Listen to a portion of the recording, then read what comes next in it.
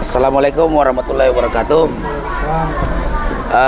Para pemirsa PPMI Center dimanapun berada, baik dalam dan luar negeri, hari ini saya berada di satu tempat bersama dengan kawan-kawan dari perwakilan Dewan Pengurus Wilayah Persaudaraan Pekerja Muslim Indonesia Provinsi Kalimantan Timur, yang hari ini sedang berada di Jakarta. Kita akan perkenalkan nanti. Saya akan perkenalkan satu persatu kawan-kawan kita ini. Saya mulai dari sini. Ini Bapak Tabrani.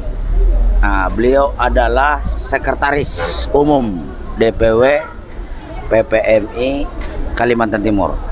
Juga merangkap Sekretaris Umum ini ya, Kabupaten Kutai Timur ya.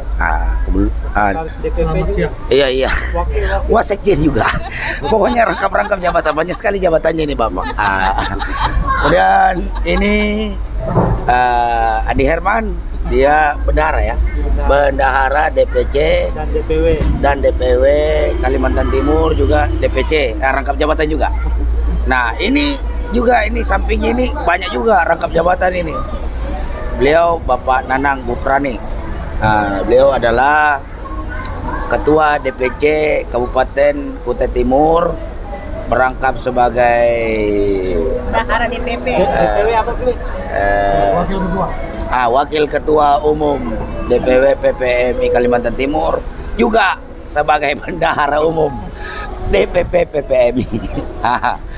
Nah, ini ada satu ini perempuan cantik ini di sini nih. Beliau tidak asing lagi di kalangan PPMI. Cuma baru kali ini bisa kita bertemu dengan para netizen.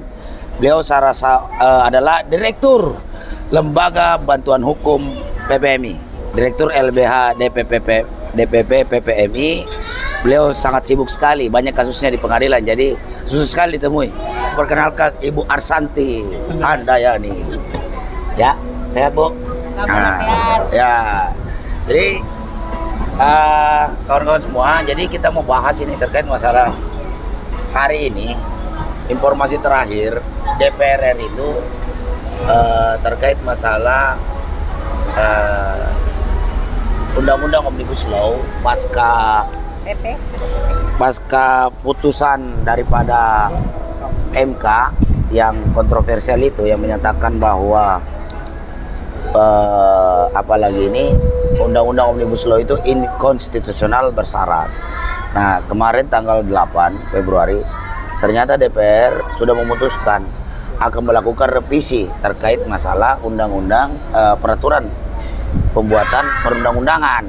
Jadi akan mengikuti arahan dari Mahkamah Konstitusi. Nah, ini kawan-kawan semua ini seperti apa ini? Kita dari mana ini? Dari Ibu lawyer kita dulu aja. Kait masalah ini Bu lawyer, apalagi ini persidangan yang ada di Pengadilan Negeri Samarinda ya, paling sering bersidang di situ ya untuk penyelesaian kasus. Ini apakah rata-rata sudah menggunakan Undang-Undang Omnibus Law apa tidak ini sekarang perusahaan-perusahaan? Nah, itu dia problematikanya. Jadi kemarin kita ada satu perkara. Ya, kemarin kita ada satu perkara yang itu diputus dengan Undang-Undang Omnibus Law, padahal dia berproses ketika Omnibus Law belum diundangkan gitu. Nah, ini agak riskan kan sebenarnya, karena sebetulnya kan peraturan perundang-undangan itu tidak bisa berlaku surut. Nah, ketika dia diproses bipartit dan tripartitnya itu sebelum Omnibus Law, ya mestinya kan masih menggunakan peraturan yang lama, tapi majelis hakim ya langsung aja menggunakan Omnibus Law itu begitu Omnibus Law diundangkan. Jadi itu masalah. Kemarin ada satu perkara kita masih proses kasasi ya sekarang Pak ya. Berarti terkait masalah PP 34, 35, 36, 37 itu ya? Yang berhubungan dengan itu ya? Iya. Kasus apa itu? Kemarin punyanya Pandu Siwi ya beliau? Pandu Siwi. Ya, Pandu Siwi itu masalah PHK. Iya. PHK sama efisiensi. Ya, PHK efisiensi, ya. Nah sekarang saya tanya lagi Bu Lawyer terkait masalah Permenaker Jahat nomor 2. Ini kan ada kebijakan baru dari Menaker ini terkait masalah jaminan hari tua. yang hanya dapat dicairkan ketika memasuki masa usia pensiun 56 tahun. Menurut Bu Lawyer gimana itu? Ibu setuju nggak? Artinya kan bagaimana orang misalnya di PHK usia kan tidak harus 56 tahun. Iya. PHK kan pemutusan hubungan kerja kan terjadi setiap saat. Iya. Nah, jadi apakah harus menunggu 56 tahun baru dicairkan? Menurut Ibu bagaimana? Iya. Ya, kalau saya sih berpendapat memang harusnya mengikuti saat dia mengalami PHK tersebut kan. Ya. Seperti itu. Seperti yang terjadi sebelumnya lah. Iya, gitu kan. selama ini. Sudah bagus ya? Selama ini, iya. Kita berharap seperti itu. Saya juga tidak tahu apa dasar pertimbangannya Permenaker tersebut. Iya. Dengan apa juga yang menjadi landasan yuridisnya sebelumnya itu apa gitu kan, nggak ngerti juga. Tapi yang jelas kalau harapan kita sih ya tetap seperti yang sudah ada sekarang ini. Oh gitu ya, harapannya begitu ya. Oke, makasih Bu Lawyer. Ini saya mau ke Pak Ketua ini perkembangan seperti apa ini? Apa keluhan-keluhan daripada apalagi ini rata-rata pekerja yang ada di Kalimantan Timur yang menurut pengamatan Pak Ketua di lapangan seperti apa ini Pak? Ya. Kalau menurut saya keluhannya itu sebenarnya sama, mungkin hampir sama keluhan ini di seluruh pekerja yang ada di Indonesia. Pertama, Undang-Undang Omnibus Law. Nah, kita tentu semua sepakat, apalagi PPMI menolak Undang-Undang Omnibus Law itu karena betul-betul sangat merugikan buruh, sangat merugikan pekerja, jauh dari yang undang-undang sebelumnya. Seharusnya kalau dia yang namanya inkonstitusional itu harus batal, bukan dilakukan secara bersyarat. Kalau sudah tahap awal pembuatannya aja sudah melanggar, tidak memenuhi tidak memenuhi mengikuti aturan yang ada, harusnya dibatalkan. Tuh, bukan diberlakukan bersyarat, apalagi disuruh perbaiki selama 2 tahun. Itu nggak benar lah. Nah, terus masalah Permenaker yang baru ini nomor 2 tahun 2022 atau Permenaker jahat tentu sangat tidak rasional. Karena kenapa? Bayangin aja kalau kita di PHK di atas umur 45 tahun, itu kan sudah mulai masuki masa hampir tidak produktif lagi. Perusahaan mana yang mau terima orang dengan umur 45 ke atas, apalagi sudah 50? Lihat aja itu persyaratan penerimaan pekerjaan di perusahaan. Rata-rata umur tuh ada batasnya. Dan maksimal biasanya 45. Nah, kalau di PHK dengan umur 50-an atau mendekati, di masa-masa itu anak itu biasanya anak-anak kita itu masa kuliah, membutuhkan biaya yang cukup besar. Nah, kalau kita ter-PHK, apalagi dengan Undang-Undang Omnibus Law-nya ini, kecil sekali kompensasi PHK yang kita dapat itu kecil, tidak seperti dulu. Nah, harapannya tambahannya untuk melanjutkan biaya hidup ini, apalagi kalau misalnya itu tadi saya bilang anak kita ada yang kuliah, ada yang SMA, atau bisa jadi ada 2 orang yang kuliah. Harapannya itu, apalagi misalnya orang sudah bekerja 20 tahun. Nah, ada yang bekerja misalnya ada yang bekerja 20 tahun, 25 tahun, tentu lumayan besar itu uang JHT itu. Nah, inilah harapannya karyawan untuk menunjang kehidupannya, membiayai keluarganya ke depan selama dia tidak dapat pekerjaan. Nah, karena itu tadi alasannya, umur yang 45 ke atas kalau sudah di PHK, perusahaan mana yang mau terima? Apalagi kalau pekerjaan itu pekerjaan yang misalnya dunia tambang. Itu pekerjaan yang berisiko tinggi, membutuhkan orang-orang yang masih prima. Kalau sudah umur mendekati 50, siapa yang mau terima? Nah, itu kan sudah dianggap tidak produktif lagi ya. Jadi undang-undang ini sangat tidak sangat tidak relevan, sangat tidak berpihak kepada buruh. Nah, itu ini harus dicabut. Seperti apapun caranya, buruh harus melawan, buruh harus melakukan sesuatu tekanan agar Permenaker ini dicabut. Nah, itu. Ketiga, masalah perselisihan hubungan industrial. Ya.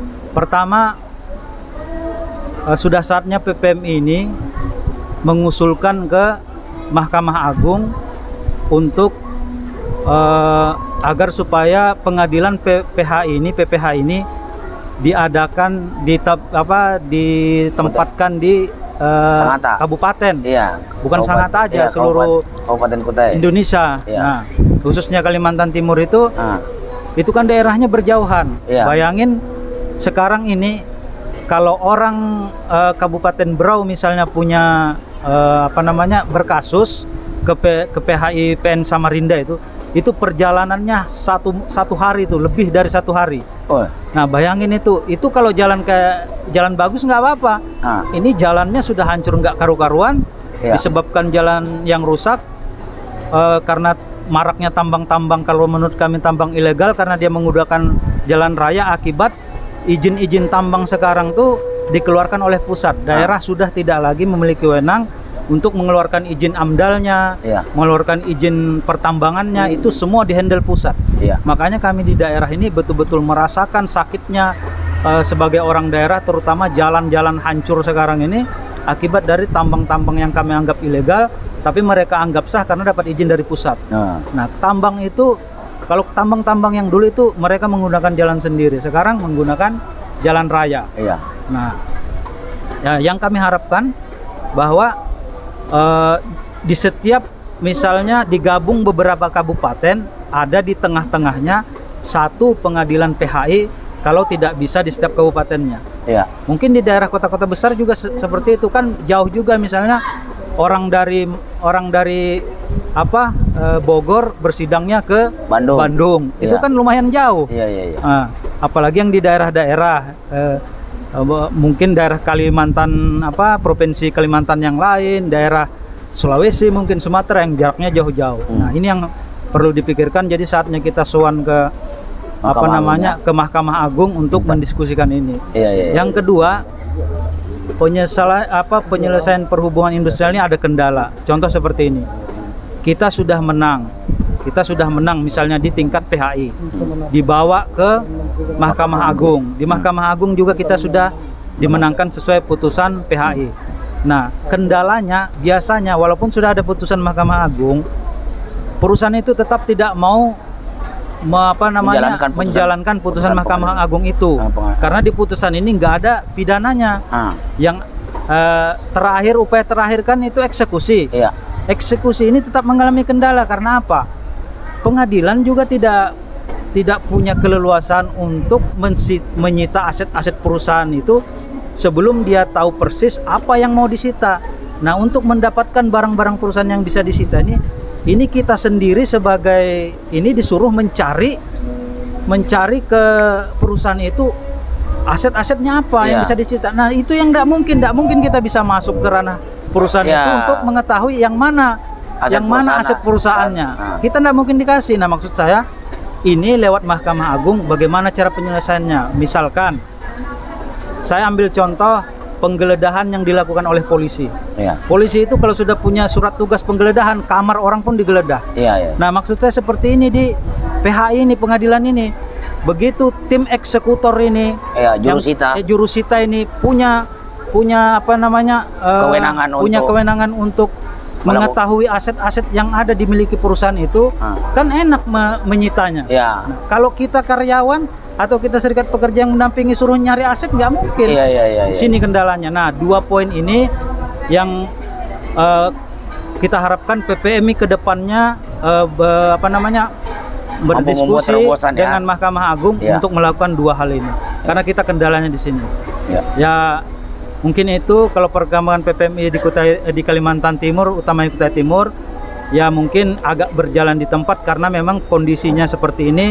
Perusahaan-perusahaan itu banyak yang mem-PHK karyawannya, banyak juga karena di sana hanya sistem. Biasanya ownernya itu hanya 2-3 perusahaan besar, yang lain kontraktor semua. Biasanya dia hanya dikontrak setahun, 2 tahun. Nah, itu berganti-ganti perusahaan biasanya yang masuk. Disitulah kita sudah punya anggota di situ, tapi kontraknya habis, akhirnya perusahaannya berganti. Nah, di situ. Tapi alhamdulillah kalau pembelaan, terus kegiatan-kegiatan kita, terus aksi-aksi kita tetap berjalan sampai saat ini. Kalau ada isu-isu nasional kita tetap melakukan aksi. Kadang juga kita melakukan seperti kemarin kita hearing dengan kita mendatangkan DPRD provinsi yang di bidang ketenagakerjaan dan anggaran. Di situ kita minta pengawasan provinsi itu diperkuat untuk memeriksa perusahaan-perusahaan yang nakal. Terus juga salah satunya juga kita meminta agar ada Perda Ketenagakerjaan Provinsi, karena Perda Ketenagakerjaan Kutai Timur itu sekarang sudah masuk di tahap final, dan itu inisiasi dari PPMI, draftnya juga dari PPMI Kabupaten Kutai Timur. Alhamdulillah tinggal tahap akhir, tinggal disahkan. Nah mungkin itu, terima kasih. Assalamualaikum warahmatullahi wabarakatuh. Waalaikumsalam warahmatullahi wabarakatuh. Nah sekarang saya mau ke Pak Bendum ini. Ini saya lihat di media, di PPMI Kutai Timur itu ada perumahan PPMI. Nah itu menarik ini. Karena ini kan tidak semua serikat pekerja mampu menyiapkan perumahan bagi karyawannya. Mungkin dalam kesempatan ini Pak Bendahari saya lihat getol sekali, saya lihat untuk apalagi nih ya mensejahterakan karyawan melalui pengadaan perumahan. Nah coba ini Pak Bendum ini, Pak Herman, jelaskan dulu ini, menarik ini untuk kita kupas ini. Seperti apa itu? Ya terima kasih banyak Pak Pres PPMI yang jadi idola ini di Kutai Timur juga ini Pak Pres kita ini. Gitu ya? Iya. Jadi begini, karena kita lihat di Kutai Timur ini memang terkhusus seluruh pemerintah yang ada tidak pernah memikirkan kesejahteraan tentang buruh. Maka kami tampil di PPMI ini berani mendobrak untuk kesejahteraan buruh, termasuk lewat di perumahan ini. Jadi adapun kelebihan-kelebihannya karena memang kita sudah bekerja sama dengan baik pihak pengembangnya. Jadi salah satunya DP murah kita dikasih. Nah alhamdulillah sampai sekarang teman-teman di Kutai Timur ini terkhusus buruh masih banyak yang meminta, tetapi karena lahan dan kedua juga kondisi yang sekarang tidak menentu. Ibarat kata ini kayak cuaca hujan. Kadang panas, kadang situasi ekonomi ya? Betul persis seperti itu. Ya mungkin cuman itu aja dulu untuk dari saya kalau masalah perekonomian. Itu apa aja itu di situ di perumahan itu ada berapa kakak sekarang?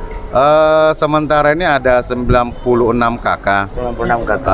Ada juga sementara ini kita ada pembangunan masjid PPMI. Nama masjidnya apa? Masjid Al Borneo PPMI. Kenapa kita pakai Al Borneo? Karena memang masjid ini berdomisili di Kalimantan Timur. Jadi Masjid Al Borneo PPMI. Wah, Masya Allah tuh pemirsa, sudah ada Masjid Al Borneo. Nama perumahannya apa? Perumahannya tetap perumahan PPMI. Insya Allah ke depannya, mudah-mudahan tahun depan terrealisasi lagi 100 unit. 100 unit ya. Ya, tentunya kan berarti mungkin beda lokasi ya. Tetap. Pengembangan aja ya. Pengembangan aja ada akan ditambahkan 100 unit, dan memang diprioritaskan adalah anggota ya. Anggota dan pekerja. Betul. Semua pekerja ya. Betul. Gitu. Terus berarti ada berapa RT di situ? Sementara ini kan kita masih pakai satu RT, mengikuti RT induk. Tapi insya Allah nanti ke depannya kita akan pecah juga satu RT di perumahan PPMI. Masya Allah, luar biasa ya pemirsa di seluruh Nusantara, dan ini kawan-kawan PPMI ini sudah merealisasikan program perumahan, di mana ya salah satu kebutuhan pokok daripada pekerja jika ingin dikatakan sejahtera itu syaratnya adalah punya rumah. Tidak mungkin dikatakan sejahtera kalau masih ngontrak. Itu kan status kerja udah ngontrak, rumah ngontrak, motor mobil cicilan ngontrak semua. Waduh. Oke Pak Bendum ya, jadi perkembangan gitu ya. Nah ini saya beralih ke Pak Sekumnya nih. Siap. Ya kan? Nah saya lihat kemarin itu videonya Pak Sekum itu viral itu. Yang mana itu? Penolakan Undang-Undang Omnibus Law di markas. Markas Komando. Itu koordinasi dengan siapa saja, kemudian aksinya kemana, dan apalagi ini terkait masalah program itu siapa-siapa aja yang terlibat itu dalam aliansi kemarin ya, aliansi masyarakat Kutai Timur ya. Iya. Seperti apa? Kebetulan beliau ini putra Dayak. Putra Dayak asli, jangan salah. Kalau begitu saya ingin menyapa dulu. Ya, bahasa Dayak dong. Kawan-kawan seluruh Indonesia ya. Iya. Bahasa Dayak, bahasa Ya, Dayak. siap. Ya. Adil Katalino, Bacaramin, Kasaruga, Basanget Kejubata. Wah. Harus. Wah, aduh. Semoga. Artinya itu, mari kita tebar kebaikan kepada siapa saja dan selalu mengingat kepada Allah Subhanahu Wa Taala, ya kan? Dan kita bisa mendapatkan surga Allah Taala. Seperti itu artinya. Iya. Keren ini podcast kita kali ini bervariasi pemirsa. Keren. Tadi dia lupa tadi bahasa Ogi. Mantap people. Toh, closing statement tak bahasa Ogi ki. Iya. Oke. Jadi ingin menjelaskan seperti apa yang dipertanyakan sama Abang Presiden kita yang ganteng ini, Abang Wahidin. Mengenai video viral ya, penolakan. Iya, viral itu. Penolakan Omnibus Law. Iya, waduh. 1 tahun yang lalu ya? Iya, 1 tahun yang lalu. Saya lihat Pak Sekum semangat sekali begini. Jokowi mundur. Kalau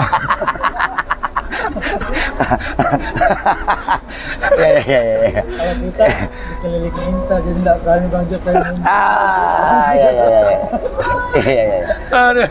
Ya, jadi memang itu video yang diambil memang dalam keadaan penuh semangat, sukacita,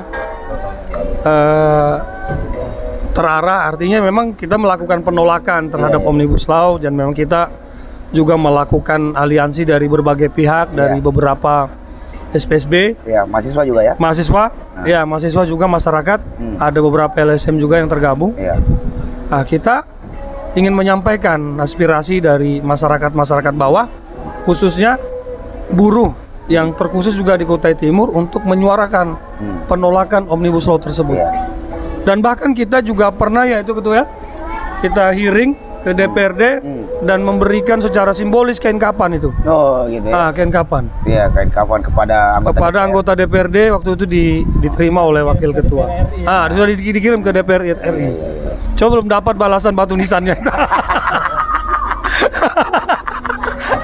Kita kirim kain kapan, kita harapkan itu batu nisan kirim kembali ke kita, tapi nggak ada. Tapi nggak apa-apa lah. Kita kirim doa balik ke mereka. Batu nisannya rusak. Jadi kita doakan saja mereka supaya mendapat hidayah dari Allah Subhanahu Wa Taala. Seperti itu. Karena kebaikan, kalau kita selalu mendoakan orang, insya Allah juga Allah menjawab kan? Iya, betul. Jadi seperti itu, kira-kira Deng. Ini kan sekarang kan artinya kan dengan berlakunya Omnibus Law kan terasa sekali ya di Kalimantan. Tadi seperti yang disampaikan Pak Ketua tadi, ternyata banyak tambang-tambang liar. Itu kan efek dari Undang-Undang Omnibus Law yang mencabut kewenangan pemerintah daerah dalam hal membuat perizinan, semua diserahkan di pusat. Nah, seperti apa ini yang kita saksikan sekarang? Keluhan-keluhan apa saja? Jalanan rusak, infrastruktur rusak.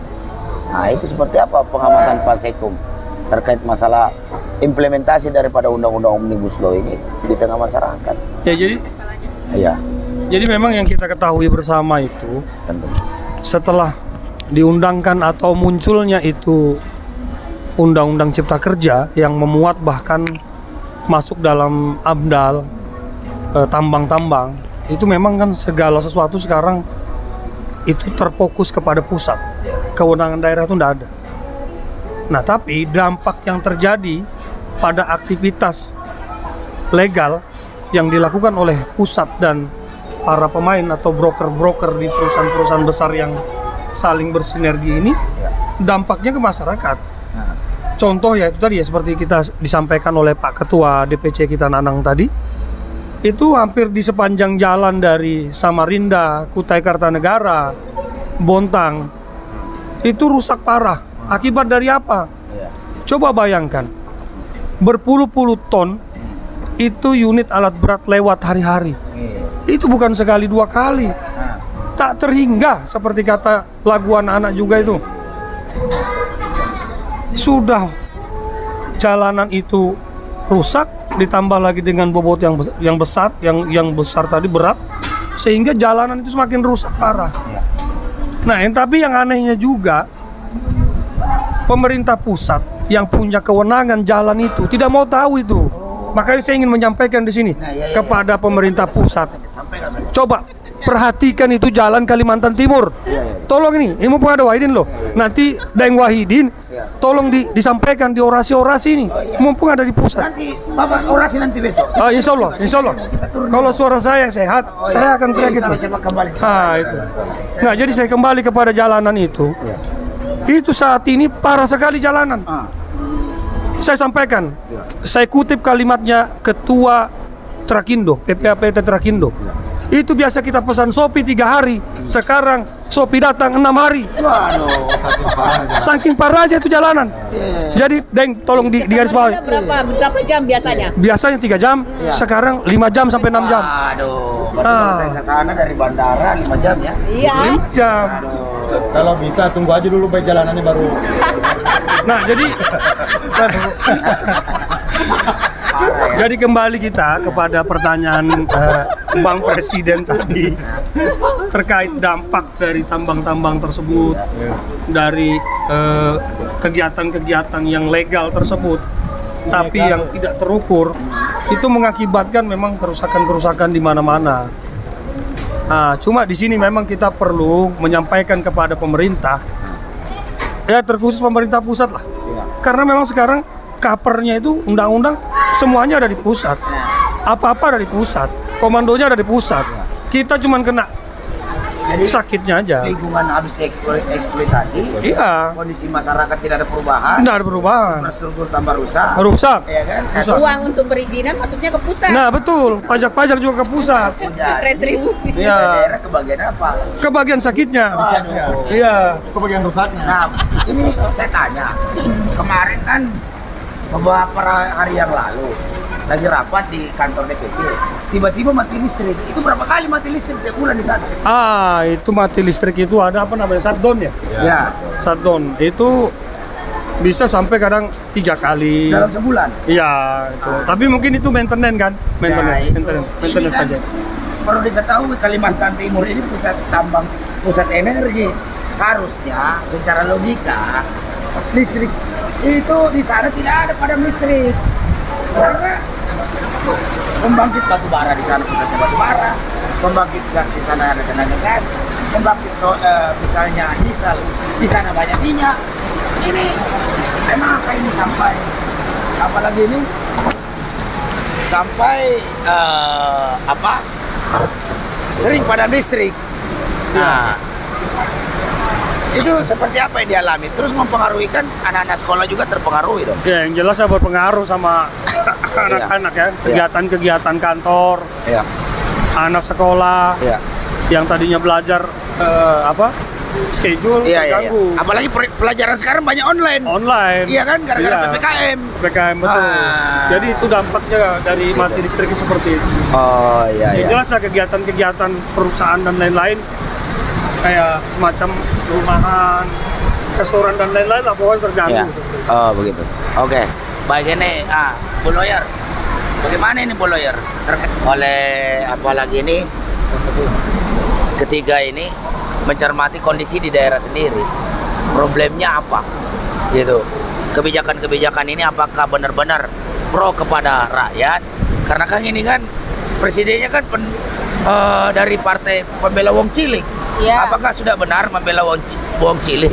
Atau hanya slogan aja? Atau sudah berubah menjadi hanya membela wong licik? Iya, silakan. Jadi ini sebenarnya juga memang banyak persoalan dan bukan hanya kita ya. Kalau kita mungkin yang katakanlah kita ini kelompok akar rumput, kemudian kita tidak masuk dalam sistem. Mungkin ketika kita keluar-keluar seperti ini orang menganggap ya wajar lah, kamu kan di luar sistem ya.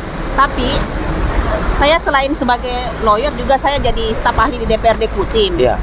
Dan itu anggota DPRD sendiri tuh juga mengeluhkan tentang perubahan aturan perundang-undangan kita ini yang entah nggak tahu maunya kemana gitu kan.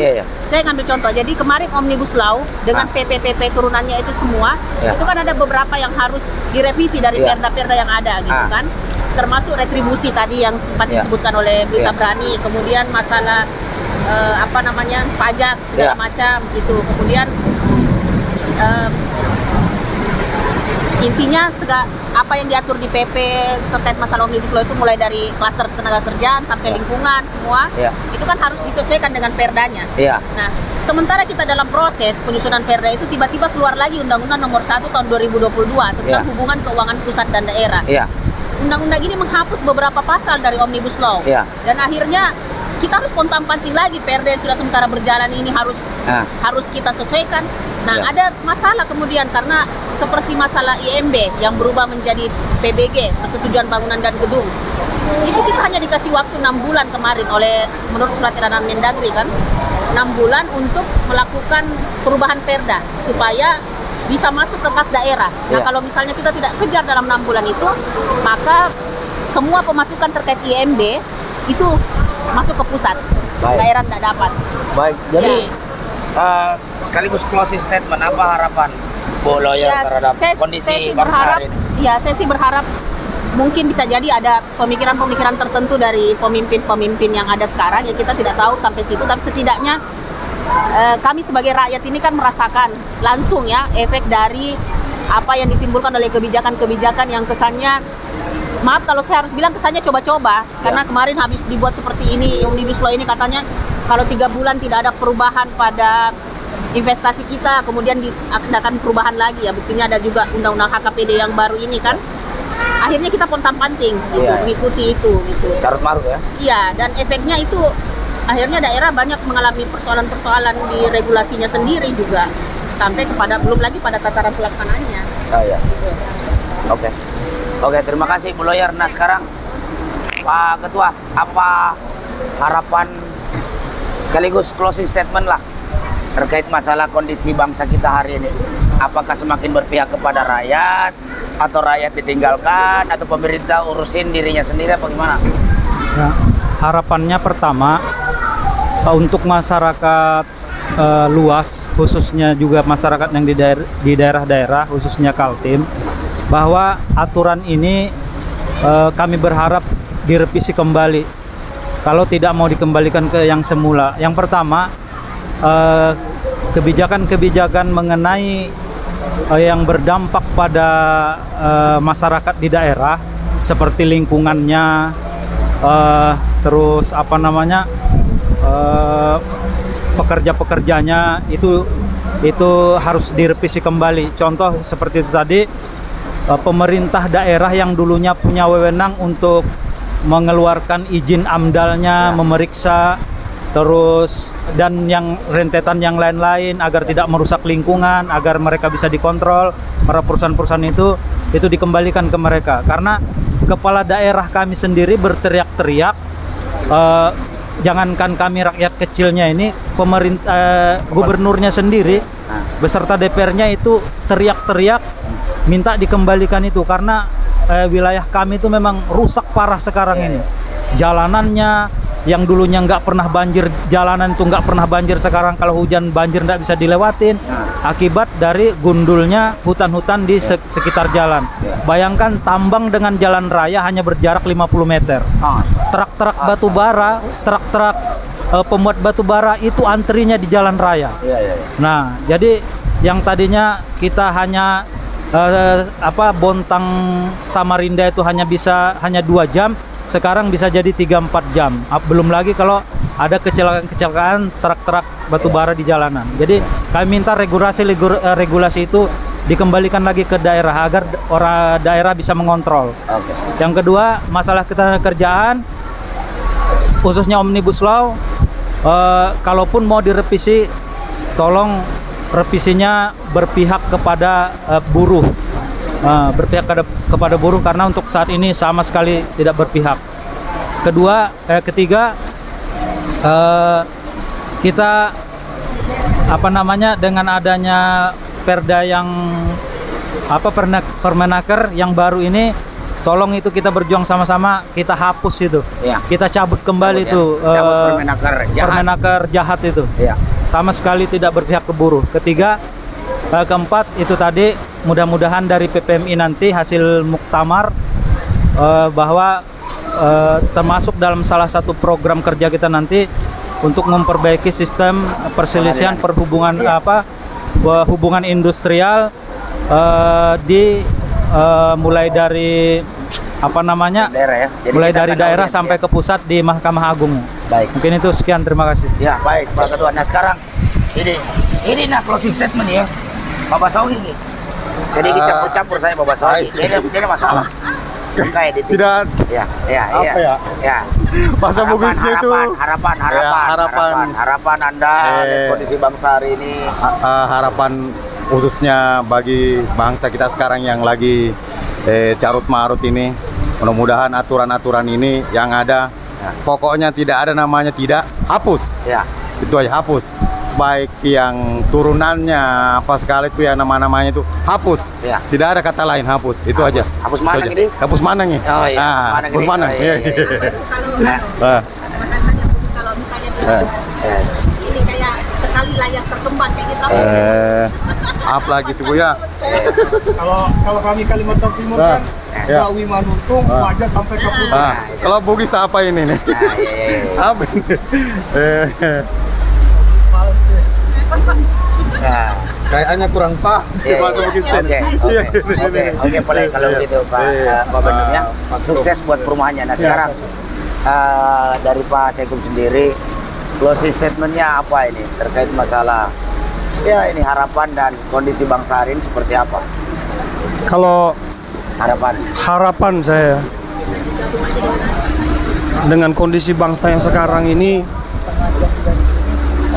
semoga semua pihak, aktivis, akademisi, buruh, mahasiswa, masyarakat dapat menilai, memilah, ya kan, menyimpulkan, sehingga dapat mendeklarasikan bersama dalam satu wadah perjuangan, yaitu wadah perjuangan perubahan. Karena itu saja yang paling penting, merubah daripada hal yang buruk menjadi baik, yang baik menjadi lebih baik. Nah, itu satu. Saya ingin menutup dalam satu kata. Untuk PPMI, khususnya seluruh PPMI se-Indonesia, ya kan, saya ingin menyampaikan dalam bahasa kami orang Kalimantan Timur, nanti biar saya artikan juga, begini. Dalam perjuangan PPMI, Gawi Manuntung, wajah sampai ke Puting. Jadi artinya PPMI terus berjuang dengan ikhlas, ya kan? Dengan niat yang kuat, tekad yang kuat seperti baja. Seperti itu. Oke, jadi bekerja bersama-sama mendapatkan hasil yang maksimal.